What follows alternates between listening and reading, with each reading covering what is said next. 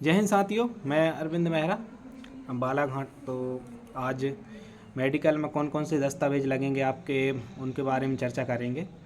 तो क्या अनुप्रमाणन फॉर्म, शपथ पत्र और कैसे क्या रहेगा आपका। तो मेडिकल में जाने से पहले देखो, आपका जैसे ही रिजल्ट आएगा आपका एमपी पुलिस का, तो रिजल्ट की जो रिजल्ट आएगा एक तो उसका प्रिंट आउट, और उसके बाद में लगभग 8 से 10 दिन बाद एक अलॉट लिस्ट अलग से आएगी कि आपको कौन सा ज़िला अलॉट हुआ है, या बटालियन या जीआरपी, जिसमें भी आपका सिलेक्शन होता है, एक वो वाली लिस्ट आपको डाउनलोड करनी होगी। और उसके बाद उसी साइट से आपको एक अनुप्रमाणन फॉर्म जो डाउनलोड होगा पुलिस से, PHQ वाली साइट से, तो उसको डाउनलोड करके उसको भरना होगा। लगभग उसमें 3 पेज में दोनों साइट 6 पेज रहते हैं लगभग।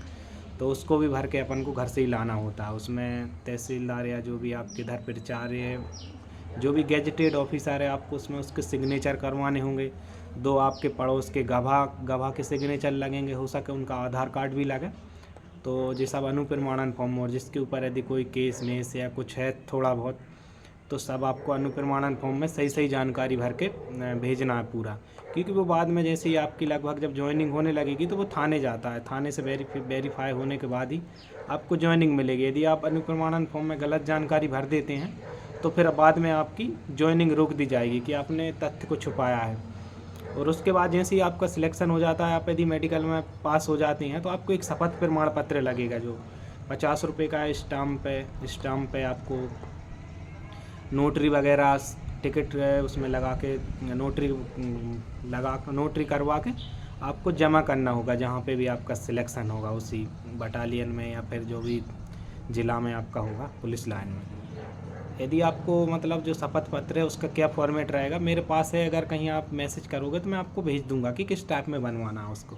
लेकिन वो अभी मेडिकल में तो नहीं लगेगा, लेकिन मेडिकल आप पास हो जाओगे तो आपको वो तुरंत भी बोल सकते हैं कि आप एक 50 रुपये वाला शपथ पत्र प्रमाण लेकर, वो स्टाम्प लेकर आइए। उसके बाद में तो मतलब कौन कौन से दस्तावेज लगेंगे उनके बारे में चर्चा करेंगे। तो सबसे पहले देखो, अनुप्रमाणन फॉर्म लगेगा सबसे ऊपर। उसके बाद जो पीईबी की साइड से आपका जो रिजल्ट आया है अभी उसके वो लगेगा। और उसके बाद में जो आपको अलॉट हुआ जिला, उसकी फ़ोटो कापी। और उसके बाद में फिर जन्म तिथि जो 10th की है, 10th की मार्कशीट, और आधार कार्ड आपके पहचान के रूप में आधार कार्ड होगा, 10th की मार्कशीट, या फिर योग्य जो भी आपने 10वीं 12वीं या कॉलेज करी है उनकी सबकी मार्कशीट की 2 फ़ोटो कापी करवा लेना। उसके बाद फिर मूल निवासी के बाद में आपका मूल निवासी होगा कास्ट सर्टिफिकेट, जो SC ST OBC या EWS हैं उनका कास्ट सर्टिफिकेट लगेगा।